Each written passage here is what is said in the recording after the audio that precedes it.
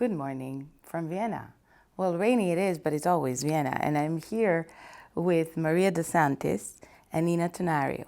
Two of us are medical oncologists. I'm a medical oncologist, Prof Efstathiou from MD Anderson. And Maria De Santis just moved from the very cosmopolitan Vienna to the UK and the University of Warwick, and she's going to tell us more about this exciting new area, probably at the center, the headquarters of Stampede. Would I be able to say that? Of course, Dr Tunariu is also from the UK, from the Royal Marsden, where all the big drug development in prostate cancer has occurred. And I think she's been working side by side with Johan de Bono doing all that. We're going to have an interesting conversation, I believe, and I hope you will enjoy it too, on what's really happening to put together the puzzles on prostate cancer therapeutics today. So I actually wanted your opinion. Where do you think we're actually getting convoluted? It's pretty obvious. We've moved a lot of drugs from the very advanced prostatic carcinoma to a little earlier in CRPC, and now we've come to hormone-sensitive disease with docetaxel just showing some real data of advancement in this field. And now we've come to the controversy. Should we use docetaxel in just high-volume disease for prostatic carcinoma that's metastatic hormone-sensitive, or should we just apply it to all patients? And I would like both your opinions. And Nina, you'll be able to also help us from your radiology standpoint. Maria? Well, Eleni, I think this is a very timely and really important question. As you said, docetaxel was the first chemotherapy that showed a survival benefit in prostate cancer, but in the metastatic and castration-resistant setting in patients that were in pain and had actually a lot of disease. Then the new oral drugs came around, and docetaxel chemotherapy moved a little bit to a later stage in the castration-resistant setting. Now we have new and very exciting data. The first data were presented more than a year ago at the ASCO meeting and now are being fully published, showing that docetaxel in those patients who just started hormone treatment in the hormone-naive or hormone-sensitive setting, that docetaxel in that setting provided a survival benefit that was huge. It was a survival benefit, it is a survival benefit that we have never seen before in the treatment of prostate cancer, like 12, 15, and in subgroups 22 months.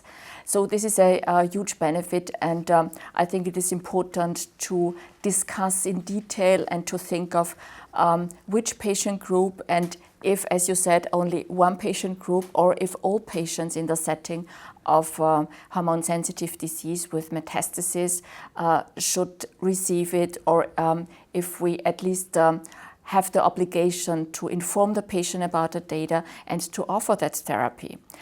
The data itself, and we have 3 studies to be more precise. We have one study, an older study, a French study, that was actually a negative study. But 2 other studies, the more recent publications, the Charted trial, the US study, and the Stampede trial, a UK-based study, were the bigger ones, and they showed a survival benefit in the whole population, in the intention to treat population. And this is a, I think, very robust indicator that actually all patients and all the subgroups benefited. There was one subgroup, to be honest, in the Stampede trial, a subgroup of patients that was not metastatic, so M0 subgroup, that was also included, but in this subgroup, actually the overall survival benefit did not reach statistical significance. We have to take this into account. However, also in that high-risk M0 subgroup, the failure-free survival showed a significant difference in favor of adding docetaxel to the hormone treatment. So now at this meeting, a meta-analysis, so putting together all the data of these 3 trials, reinforced the impression that actually all patients, at least with metastatic disease, would derive a benefit from adding chemotherapy to the start of hormonal therapy. The discussion has been ongoing if maybe only the subgroup of the high volume disease patients should be treated with chemotherapy. This came because in the Charted trial, in the American trial, the patients were divided into low and high volume disease, and in the subgroup analysis, the high volume disease patients derived a bigger benefit than the low volume disease patients, but still the whole trial was positive and the intention to treat population was positive. So I think from the methodological point of view, from the trial point of view, we have every reason to offer chemotherapy to all patients and not only to high volume disease patients. In my daily practice, I must admit, I offer and I discuss chemotherapy with all patients, telling them that I think chemotherapy will be one part of their treatment anyway. At one point, we would expect them to be in need of chemotherapy, and I tell them that the overall survival benefit we derive is largest when we use it right away. The chemotherapy right away at the start of treatment with hormone, together with hormone treatment, is 6 cycles, and then we stop. And I think this is also an advantage for the patients. They have 5 months of therapy, and then we can have them off treatment, just stay on hormonal treatment. I think this is quite an attractive offer for those patients to start with that, knowing that in 5 months the whole chemotherapy treatment is over. And we do not have to give it together with corticosteroids, because in the Charted trial, for example, no prednisone was used. So this would also be a maybe attractive difference to use of docetaxel chemotherapy at a later stage. So my answer in summary would be that, in my opinion, chemotherapy should be offered all patients and not only high-volume patients, so to the whole spectrum of metastatic patients at the start of their hormonal therapy. So that's fair, even though we have to admit that, at least from the U.S. perspective, the number of patients with de novo metastatic disease is very limited. The question remains, of course, because the Charted trial gives kind of a diverging opinion there, and we're going to see how the paper looks when you do the meta-analysis when it comes to recurrent patients. But I think that Chris Sweeney wanted to introduce a scientific rationale and make it more clinically apt by trying to focus on those high-volume patients. And that's where I wanted, Nina, your opinion, because we used the old-school approach, bone scan, look for outside the axial skeleton for metastases.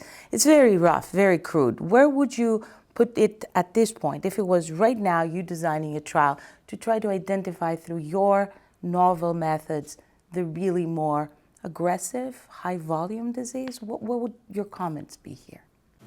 I think that the volume of disease, there is no doubt, is prognostic. And we have data on whole body MRI showing this, on bone scan index showing this, on PET column showing this. So every single imaging method says, yes, you have a high volume of disease, you are going to live less. However, I think that the time perhaps has come for some subtleties. So none of us talk about what is the difference between having a sclerotic pattern of disease and lytic pattern of disease. And it is my experience that what makes and worries me when I report a scan is when I see the disease breaking through the bone, and that is what gives patients core compression, that's what gives patient fractures. Then there is the other emerging issue of, but not in M0, but we seem to pay perhaps less attention than we should to local disease. And because we use CT and bone scan, we miss these nuances, because on CT you will never pick up early local disease recurrence. So if I will have a trial, and if it is really a clinical important question, is if you want to subdivide this and just, how shall I say, fine-tune this rather than giving to everyone, just to look a little bit more at the patterns of disease. Because I think it's a little bit kind of too, not finesse enough to just say high volume and low volume. we need to say what kind of low volume. Because if you have low volume, but it's lytic and it's going to give you core compression, that you are definitely in a much worse category than someone who has perhaps 50 metastases, but they are all sclerotic and progress very slowly. I couldn't agree more. And that brings me to the question I have. Yesterday, we had a very nice meeting with Nick James and Bertrand, and we were all discussing all these nuances. And as Nick put it, and I know you work with him very closely now, well, they could not find any classifier that would help them identify with some finesse within what they had as a group which patient would be the utmost candidate for chemotherapy versus not in the hormone-sensitive setting. And that brings us now exactly to the question in hand for castrate-resistant disease. There it's completely different. You brought up, we've never seen in hormone-sensitive settings such survival differences, but we don't have a lot of trials there, to be honest with you. The only other trial that's been reported recently was Maha Hussein's non-inferiority trial of continuous castration versus intermittent. So now we come to the castrate-resistant phase where we have all these drugs that are now in one space, abiraterone, enzalutamide, docetaxel. Cabazitaxel is coming up there because we're going to be using docetaxel up front in some patients, and there's a question there. Sapilosat in the United States and radium-223, where there are limitations in some countries where you cannot use it if you used chemotherapy, and that was the case for Belgium, for instance. You have to use it before. So we are limited by some very objective bureaucratic issues, but we're there asked to pick the ideal sequence of treatments for these patients. Where do you see us going with that? How do we will practice medicine in 5 years? Well, that's the crystal ball question, actually. I think the problem here is that, as you said, we have a lot of drugs in hand, a lot of approved drugs for the metastatic castration-resistant setting, which we don't have for the sensitive setting. And here the big question is when to start treatment in the course of disease and how to sequence those treatments. And so far, we not even have a predictive biomarker that helps us to choose the first treatment, not to speak about the second or third line treatment. Maybe one biomarker will come soon, but still we do not have it now and here. The second question is, so here we do not have guidance at all for the first pick. We have, or in daily clinical practice, we discuss with the patient and we look at the pattern of metastasis and we look at the pattern of disease progression mostly, at least to define the start of treatment.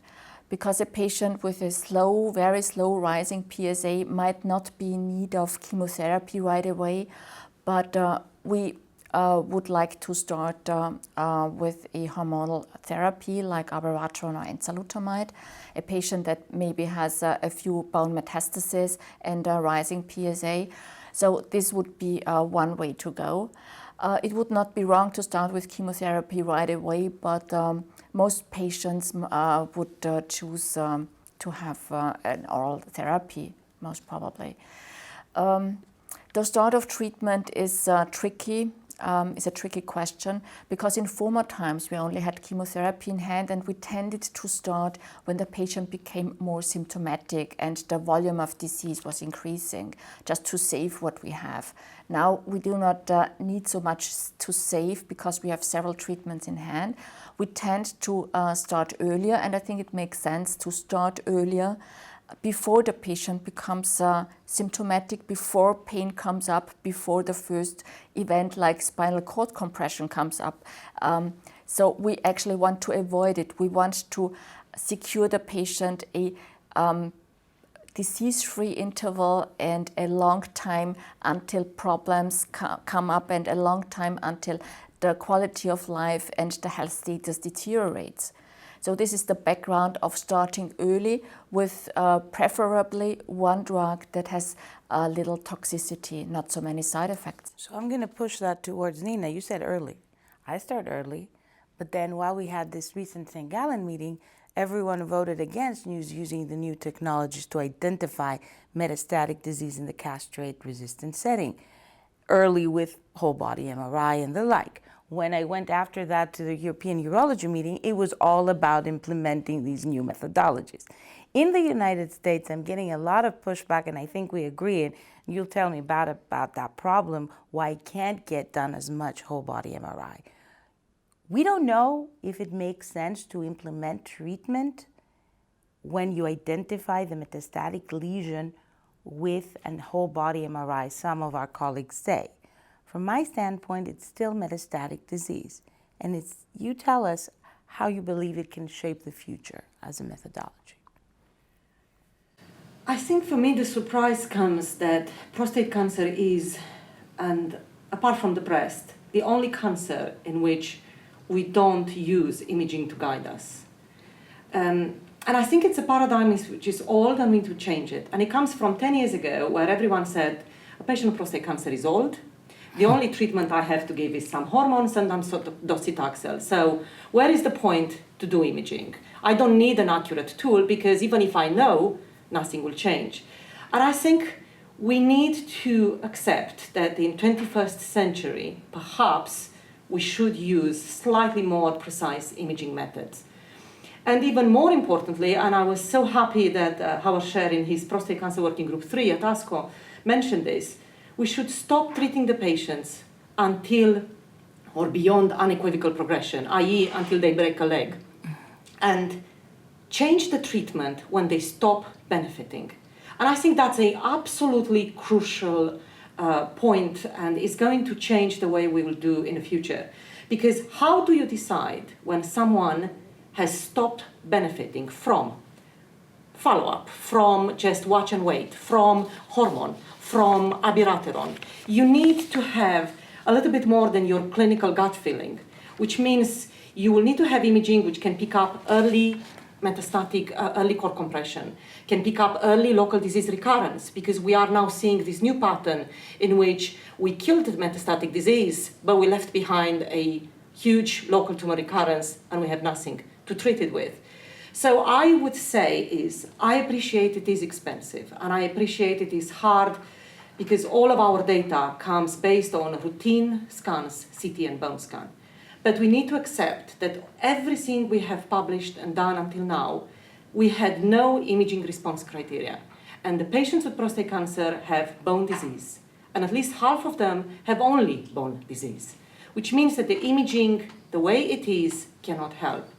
So what I would like in the ideal world is that the patient comes to you, the patient is asymptomatic, you look at the PSA doubling time and you look at everything else, and then you do an accurate test, like a whole body, or the advantage of whole body will be that it will give you both nodal and bone disease. But by all means, in your hospital, if the expertise is PET colon or fluoride PET, combine them and try to get a feel how fast that patient progresses.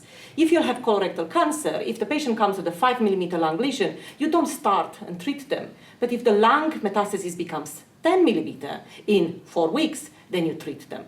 So we forget about all of this. And I think in fairness, the USA doesn't help. Because you are correct. I think that if in USA, the people will be more inclined to do whole body MRI rather than only expensive nuclear medicine tracers, the technique would have been much more successful. And the problem is, mostly in fairness, comes from the radiologists themselves, because one is in UK and in Europe, the radiologists do not have time. A whole body MRI takes an hour. In USA, the whole body MRI is incredibly expensive because the principle in USA is that each radiologist reports a body part. You see, in Europe, it doesn't matter. I report urogenital imaging. In USA, you report chest, you report abdomen, you report spine. So therefore, the costs becomes incredible. But I think if you will ask a patient, what test would you like? Come to hospital, have a CT, have a bone scan for which you spend 4 hours because you need to have the injection. And then at the end, I'm going to tell you, you have bone disease only. I have no idea if you are responding or progressing. My gut feeling says that you are okay. Let's continue. Or I give you the possibility to do a test in which is telling me, are you progressing or responding? And by all means, radiologists are at fault here because we don't have enough trials. But I think if you are going to have an answer, we do need to use slightly more accurate tools. And I think we need to move prostate cancer in the 21st century, i.e., is my patient benefiting?